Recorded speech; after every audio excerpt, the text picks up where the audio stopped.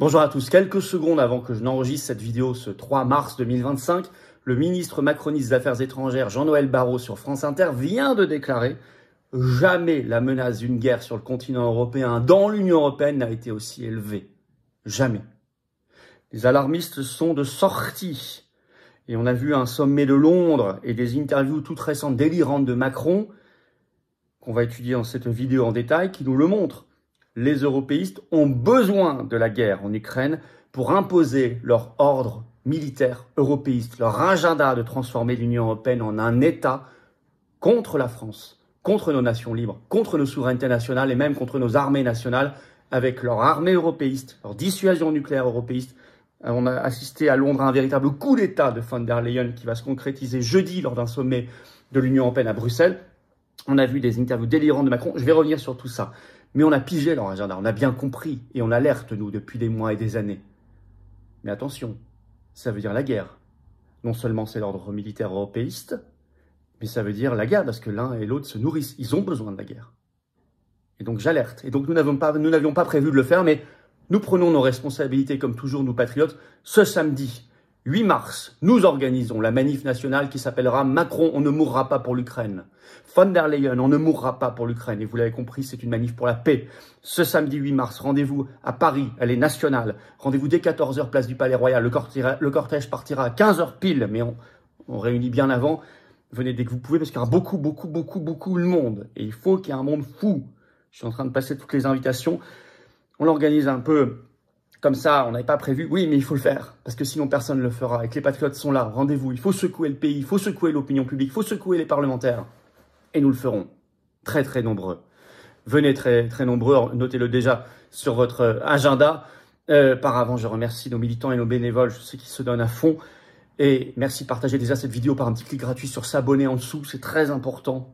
Plus vous êtes abonné à la chaîne, plus les vidéos circulent. Vraiment, pensez-y en ce début de semaine, ça aidera énormément tout ce travail. 27 mars, je suis en réunion publique en Saône-et-Loire au passage. Il y a un lien d'inscription, c'est entrée gratuite, c'est ouvert à tous. Mais pensez à vous inscrire, c'est sous la vidéo en description. Saône-et-Loire, j'ai hâte de vous voir en Bourgogne. Venez tous, je vous attends, patriotes. Aidez-nous à organiser et à financer cette manif nationale de ce samedi 8 mars pour la paix, pour nos enfants, pour les générations qui viennent, contre cet ordre européiste qu'on a bien compris, cette armée européiste. Aidez-nous à le faire avec vous, il faut que vous soyez là. Vous pouvez adhérer, réadhérer ou faire un don au mouvement dès maintenant. Et je vous appelle à le faire en ce début de semaine, en ce début de mois de mars. Je crois que c'est le moment de venir dans cette année 2025 qui est pleine de promesses, pleine d'espérance et d'action, et en même temps pleine de dangers si on ne bouge pas. Venez dans le plus grand mouvement de souverainisme et de résistance et de défense de la paix de France qui s'appelle les Patriotes. Vous êtes les bienvenus. J'ai besoin de vous. Vous pouvez adhérer et adhérer dès maintenant par le premier lien sous la vidéo en description ou faire un don au mouvement par le deuxième lien sous la vidéo en description. Ça permettra de financer notamment notre manifestation de samedi. Nous n'avons pas un centime de subvention publique, je le rappelle. On fait, mais on n'a pas de subvention publique. On n'a rien. Ni d'aide des banques, rien. Totalement indépendant et anti-oligarchique. Et pour vous, tout ça, c'est défiscalisé aux 2/3 de vos impôts. Ça fait au passage baisser massivement vos impôts. Profitez-en. Les adhésions, réadhésions et dons sont également en lien sur notre site les-patriotes.fr. Énorme bienvenue en ce début de mois mars aux nouveaux adhérents patriotes. Bravo aux réadhérents et aux donateurs qui permettent de faire tout ça. Sinon, ce serait impossible. Et si on ne le fait pas, personne ne le fera. On le sait aussi. Bienvenue et bravo. On y va. Allez, il faut qu'on regarde la folie de Macron, le coup d'État d'Ursula von der Leyen. On va tout de suite entrer dans le vif du sujet. D'abord, une interview d'Emmanuel Macron avant le sommet de Londres, qui a eu lieu ce 2 mars, qui était complètement dingo. C'était dans le Parisien, elle a donc été publiée ce 2 mars. D'abord, il joue sur la peur, mais vous allez voir comme jamais. Alors, je vous ai cité, il continue sur France Inter, Barrot, en début de vidéo, mais Macron, c'était pas mal aussi. La peur comme moteur, ils en ont besoin. L'alarmisme, la peur, tout de suite au début. Le ton est donné dans cette interview du Parisien, je vous cite un extrait. Il est minuit moins le quart. 3 petits points, c'est sa citation. Emmanuel Macron ne termine pas sa phrase, comme si la suite était une évidence, écrit le Parisien. Minuit moins le quart avant le basculement de l'ordre international. Minuit moins le quart avant la fin de la paix en Europe. Minuit moins le quart avant une 3e guerre mondiale. C'est eux qui écrivent. Jamais le chef de l'État ne reprendra cette expression durant son long entretien avec le Parisien et d'autres titres de presse. Le ton est donné. Armée européenne. Il veut faire entrer, ça je vais beaucoup y revenir, notamment le coup d'État qu'a fait à Londres Ursula von der Leyen dans quelques minutes, mais Macron en parle dans le Parisien, donc c'est vraiment vu ensemble. Il veut faire entrer la Commission européenne et Ursula von der Leyen dans les questions de défense, là où elle est parfaitement illégitime, elle l'est partout, mais alors encore plus là, on est au cœur de la souveraineté nationale, c'est honteux et c'est très dangereux. Voilà ce qu'il déclare dans Le Parisien. Lors du sommet européen ce dimanche à Londres, puis du Conseil européen jeudi à Bruxelles, le président va plaider pour un sursaut du vieux continent. Nous allons donner mandat à la Commission européenne pour définir les besoins capacitaires afin de bâtir une défense commune. La capacité de financement sera rapide et unanime. On veut construire une base industrielle et technologique européenne, ambitionne le président français. Donner mandat à la Commission européenne pour définir les besoins capacitaires. Normalement, c'est le rôle du ministère national de la Défense, de tout temps. Ils veulent faire comme avec les vaccins Covid, hein, je vous signale. Vous avez vu en plus l'opacité de ces contrats, bon, au passage. Et construire une base européenne de défense. Nous avons aujourd'hui, nous, la deuxième industrie de défense du monde, la deuxième plus exportatrice du monde, elle est française. Donc ça veut dire donner ça aux autres, hein, concrètement, parce que nous avons la première dans l'Union européenne. Voilà, pour nous, Français, on est évidemment totalement perdants. Alors, par ailleurs, il faut, dit-il, je cite, mobiliser des financements communs avec des centaines de milliards d'euros. Des financements communs pour la défense. C'est l'armée européenne, hein. Alors, il le redit dans une autre interview au Figaro, sortie aussi ce 2 mars, je vais vous citer l'extrait. Je veux qu'on puisse donner mandat à la Commission européenne d'utiliser des financements innovants, c'est-à-dire soit des emprunts communs, soit le mécanisme européen de stabilité, pour lever ensemble des montants considérables. Il nous faut sans doute, dans un premier temps, 200 milliards d'euros pour pouvoir investir. On devra réviser à la hausse, tranche-t-il. La question, c'est est-ce qu'on aura besoin de plus de financements nationaux? Comment on mobilise mieux les financements européens? Donc il dit, on va mettre des financements européens. Comme pour le Covid, le plan de relance du 21 juillet 2020, on l'avait étudié sur cette chaîne, et on avait tout de suite dit, oui, mais ça va être... D'abord, on est perdant, nous, on donne plus que ce qu'on reçoit, bon, comme toujours, mais en plus, c'est conditionné. Et le plan de relance Covid avait été conditionné à la réforme de l'assurance chômage et à la réforme des retraites. Ça avait été avoué ensuite par Clément Beaune, enfin, vous connaissez l'histoire. Là, ce serait évidemment aussi conditionné. Donc d'abord, on perd la main sur notre défense, financement européen, donc il y a des contreparties, et c'est conditionné. Enfin, et on est perdant financièrement. Folie totale. Alors, le message pour forcer via la peur, je vous ai dit minuit moins le quart, mais aussi, vous voyez ce qu'il déclare dans le Parisien, c'est incroyable. Laisser l'Ukraine sans garantie de sécurité, dit Macron, c'est permettre à la Russie sans zone tampon de dévorer la Moldavie et de venir aux frontières de la Roumanie. Elle est une menace existentielle pour l'Europe. Nos générations qui ont vécu dans une Europe rêvée et sans s'en rendre compte, c'est terminé. On veut choisir ou subir, interroge le chef de l'État. Il parle même qu'elle pourrait attaquer la Roumanie. Alors ça, en fait, c'est très vicieux parce que ça vise le candidat Georgescu. Hein, c'est pour affaiblir la position de Georgescu en interne dans l'élection présidentielle roumaine. Vous savez, celui qu'ils viennent d'arrêter parce qu'il sait que lui, il est contre la guerre, il est pour la paix, contre l'Union européenne, contre l'OTAN. C'est très, très, très vicieux ce qu'a fait Macron là. Et en plus, il agite la peur, évidemment. Alors, la trahison suprême, le Parisien écrit « Faut-il partager la dissuasion nucléaire avec nos voisins européens ?» Alors, on va lire le passage. Dans ce contexte de crise mondiale majeure, Emmanuel Macron ne veut éluder aucun sujet ni polémique. Partager la dissuasion nucléaire avec nos partenaires européens. Nous avons un bouclier, pas eux, et ils ne peuvent plus dépendre de la dissuasion nucléaire américaine. Il faut un dialogue stratégique avec ceux qui ne l'ont pas, et ça rendrait la France plus forte. Mais il va préciser dans le Figaro le soir même ce qu'il veut faire, ce qu'il veut proposer. Je cite, « Dans son esprit, l'armée française pourrait aller jusqu'à positionner des armes nucléaires dans des pays partenaires, en liaison avec leurs armées, avec l'idée de se substituer à terme aux Américains qui ont des têtes nucléaires déployées en Europe. En tout état de cause, il ne faut pas avoir peur de ce sujet, dit Macron. » Alors là, c'est son obsession. Hein. Vous savez qu'aussi le chancelier allemand, le prochain, Merz, a demandé la dissuasion nucléaire européanisée. On a une pétition nationale sous la vidéo en description si vous n'avez pas encore signé contre ça. N'hésitez pas, elle est là en lien. Là, alors d'abord, mettre des têtes nucléaires dans d'autres pays, alors que la France n'en a pas tant que ça, c'est très coûteux, ça n'a aucun sens. Ça veut dire que si la Russie attaque l'Estonie, on doit donc déclencher une guerre nucléaire? Non mais ça veut dire concrètement ça. Hein. Donc c'est complètement contraire à nos intérêts nationaux vitaux, à notre doctrine nucléaire. Et en plus, il entretient un flou volontairement. Il va de plus en plus loin à chaque fois, parce que avec Macron, le pire est toujours sûr. Qui n'a pas compris qu'au bout du chemin, c'était évidemment l'européanisation de la dissuasion nucléaire? Croyez-vous un seul instant que Macron va défendre l'influence française et la puissance française et la souveraineté française? Il ne l'a jamais fait de sa carrière. Jamais. Il a toujours fait l'inverse. Qu'évidemment qu'à la fin, ce sera la dissuasion nucléaire européiste. Enfin, c'est une évidence. Ceux qui n'ont pas encore compris comment fonctionnait l'Europe, c'est par petits à-coups comme ça, puis à la fin, ils se dévoilent. Voilà. Alors, un aveu quand même, hein, dans l'interview au Figaro. il raconte la dernière réunion où il a convoqué les chefs de parti représentés au Parlement à l'Élysée sur l'Ukraine. Il dit, je cite, le RN n'a pas exprimé de dissensus. C'est-à-dire le RN n'a pas exprimé de désaccord. Bon, voilà, l'aveu, voilà, le RN s'est couché. Même dans ces réunions, ils ne disent strictement rien. On n'est pas surpris. Le RN n'ayant d'ailleurs pas démenti cette phrase de Macron, ce qui prouve que c'est vrai. Au passage, le sommet de Londres. Alors lui, donc après ses interviews, le 2 mars, il réunissait 15 pays environ. Alors il y avait...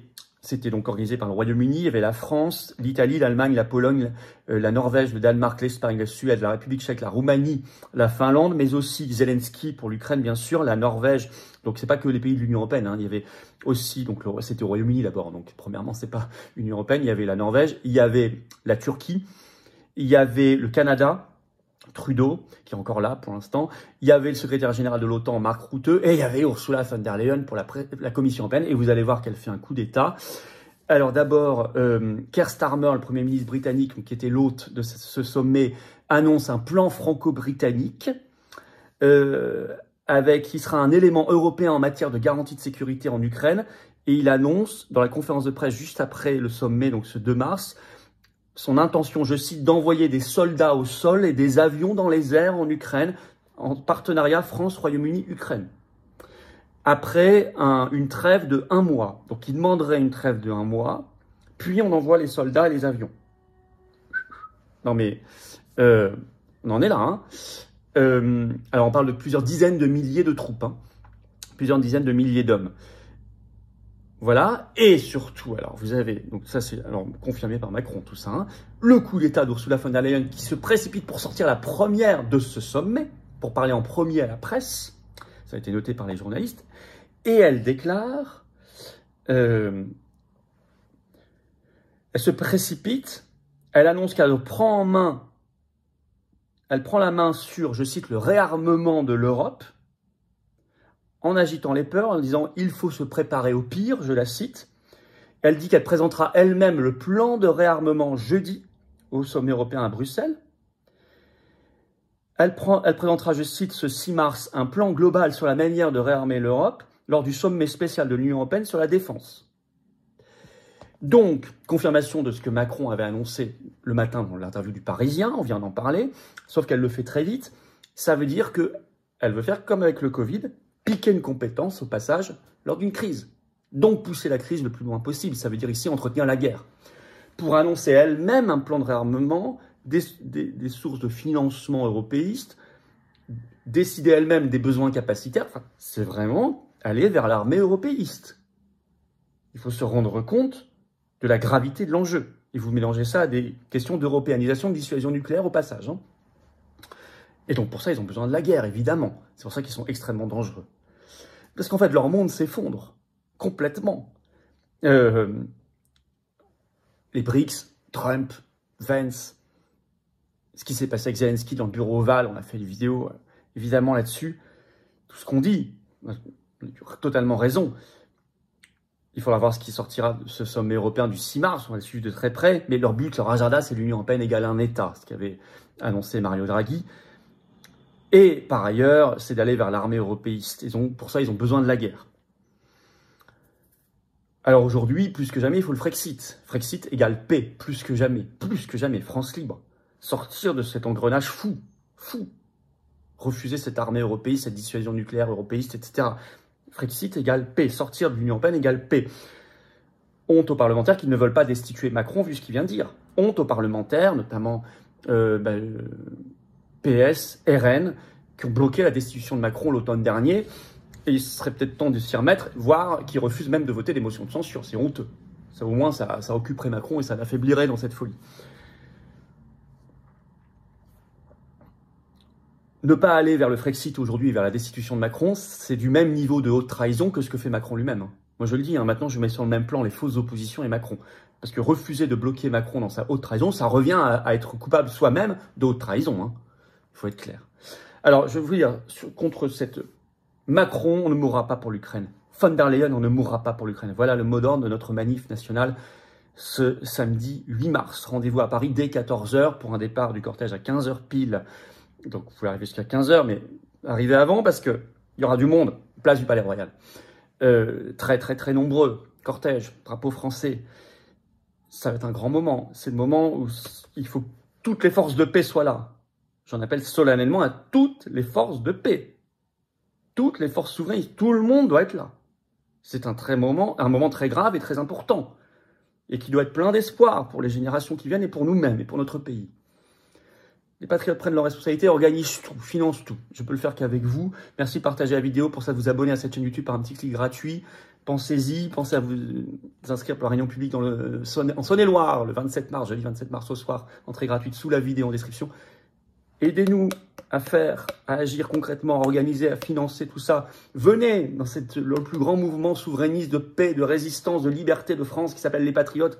Venez dès maintenant, ce début de semaine, en ce début du mois de mars. C'est le moment de venir, d'adhérer, de réadhérer ou de nous aider à financer tout ça si on ne peut pas par un don au mouvement. Je rappelle que nous n'avons pas un centime de subvention publique ni d'aide des banques, qu'on est complètement indépendant en résistance au système et que nous on fait, on agit, pas que blablater sur YouTube, on fait. C'est bien de parler, c'est vachement important, je le fais tous les jours. Mais il faut agir, on le fait. Les patriotes l'ont toujours fait, ils prendront leurs responsabilités, mais je ne peux pas le faire sans vous. C'est le moment de venir. Chacun doit bien être conscient, réfléchir à l'importance de son geste, d'adhérer, de réadhérer ou de faire un don au mouvement. Pour soi, pour les générations qui viennent, ses enfants, si vous en avez, vos petits-enfants peut-être, vous en avez aussi, voire vos arrière-petits-enfants, votre pays, votre humanité, c'est tout ça. Voilà, venez. Choisissez votre degré d'engagement, soyez mis comme adhérent, réadhérent, si vous le souhaitez, en relation avec des gens qui pensent comme vous, près de chez vous, au passage, ça a plein d'avantages. Et aidez-nous à faire tout ça. Vous pouvez adhérer, réadhérer dès maintenant par le premier lien sous la vidéo en description. Ce lien est également commenté, épinglé, une petite fiche sur l'écran maintenant. Dans quelques secondes, un lien sur l'écran. Faire un don au mouvement, c'est le deuxième lien sous la vidéo en description. Tout ça, c'est défiscalisé de vos impôts. Aux 2/3, vous mettez 30 €, ça enlève 20 € de vos impôts. Vous mettez 3 000, ça enlève 2 000. Vous mettez 200, ça enlève 133. Vous mettez 50, ça enlève 33. Vous l'avez compris. Les 20, ça enlève 13, etc. Les liens sont également sur les-patriotes.fr. Énorme bravo aux donateurs et aux réadhérents. Bienvenue du fond du cœur aux nouveaux adhérents patriotes. Vive la France!